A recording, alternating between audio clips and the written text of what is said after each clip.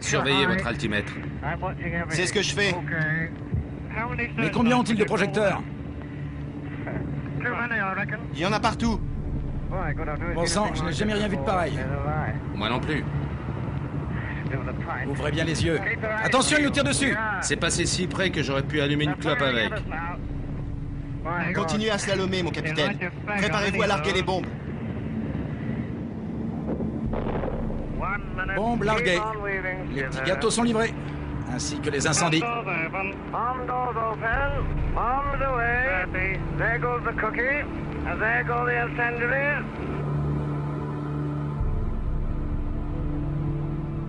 La Royal Air Force bombardait méthodiquement les villes allemandes.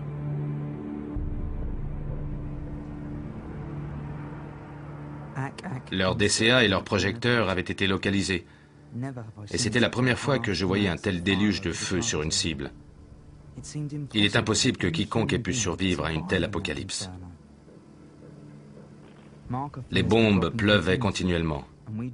À 1h23, nous larguions les nôtres. Il y en avait une de 2 tonnes, 3 d'une demi-tonne chacune, plus de nombreuses bombes incendiaires.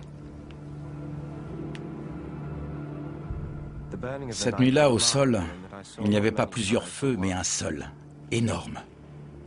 C'était un gigantesque et monstrueux dôme rougeoyant. Je le regardais fasciné et satisfait, mais aussi, je dois l'avouer, horrifié.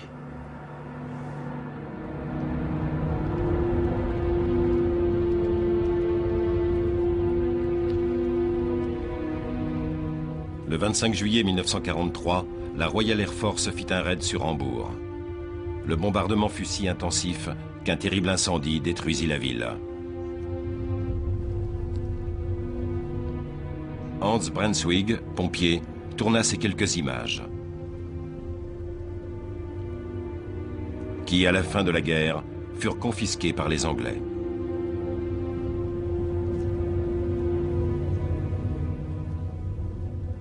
Mathilde Wolf-Mönckeberg, femme au foyer, raconte. Les sirènes se déclenchèrent peu après 1 heure. Nous descendîmes nous réfugier alors que les premières bombes explosaient. Elles semblaient plus fortes que d'habitude. Cela dura 2 heures. Où que l'on regardait, on ne voyait que des flammes. Les gens qui étaient sortis de leur cave erraient dehors, hagards, lorsque du phosphore leur tombait dessus. Ils se transformaient aussitôt en torches vivantes. L'horreur était telle que des femmes enceintes firent des fausses couches dans la rue. Des familles furent séparées dans la confusion régnante. Il n'y a pas de mots pour décrire le chaos et le désespoir que nous avons endurés.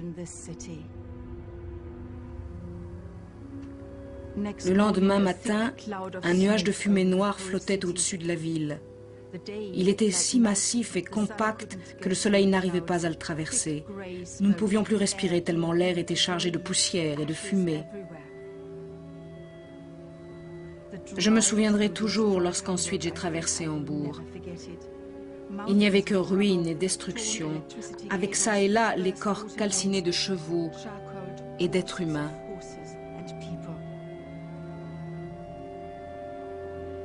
Quelle vision dantesque.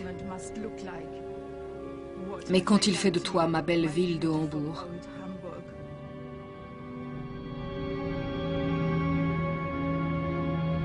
Les bombardements durèrent 5 jours et 42 000 civils allemands furent tués.